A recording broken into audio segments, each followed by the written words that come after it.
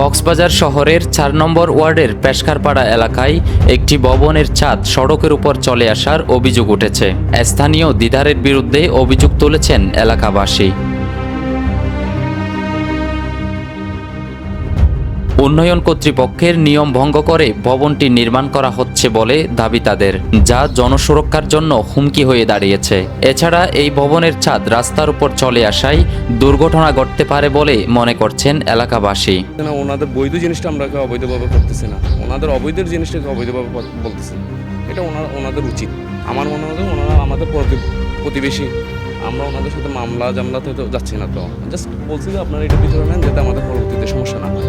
নগর পরিকল্পনায় রাস্তার উপর ছাদ দেওয়া সম্পূর্ণ বেআইনি বলেও মনে করছেন সচেতন মহল। কক্সবাজার উন্নয়ন কর্তৃপক্ষের চেয়ারম্যান বরাবর কয়েকটি অভিযোগ দিয়ে সুরাহা পাননি বলেও অভিযোগ তাদের। আমরা অভিযোগ করছি এখানে উন্নয়ন কর্তৃপক্ষের কোনো বিল্ডিং কোড না মেনে উনি কাজ করতেছে। ওই রাস্তার নিয়ম হচ্ছে 12 ফিট ছাড়ার, উন্নয়ন কর্তৃপক্ষের একটা নির্ধারিত নিয়ম আছে, ওই নিয়মে 12 ফিট ছাড়ার একটা নিয়ম আছে, ওইখানে কোনো নিয়ম মোতাবেক কোনো কাজ করতেছে না। বিষয়টি ভবন মালিক মোহাম্মদ দিদারুল আলমের কাছে জানতে চাইলে অভিযোগ স্বীকার করেন এবং প্রথম ও দ্বিতীয় তলা ঠিক থাকলেও নানান অজুহাতের কথা বলে তৃতীয় তলার ছাদ বের করার কথাও জানান তিনি। তালা দুতলা মানে বরাবর আমার জায়গাতে আছে, 3 তলার উপরে গিয়ে মানে ছাদের নিচে দিয়ে পানি, বৃষ্টির পানি ঢুকে, বুঝছেন, সবসে পানি। তো সেই কারণে আমি 5 ইঞ্চি ছাদের মাথা বাইর করছি, টেবাল বাইর করি নাই, 3 তলার উপরে মানে ছাদের কারাটা বাইর করছি বস।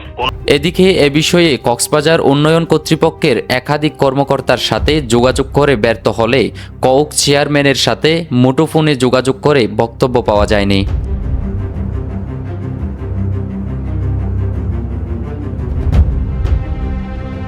নিয়ম না মেনে ভবন নির্মাণ করলে শুধু যান চলাচল নয়, নাগরিক নিরাপত্তাও ঝুঁকিতে পড়বে বলে মনে করছেন স্থানীয়রা।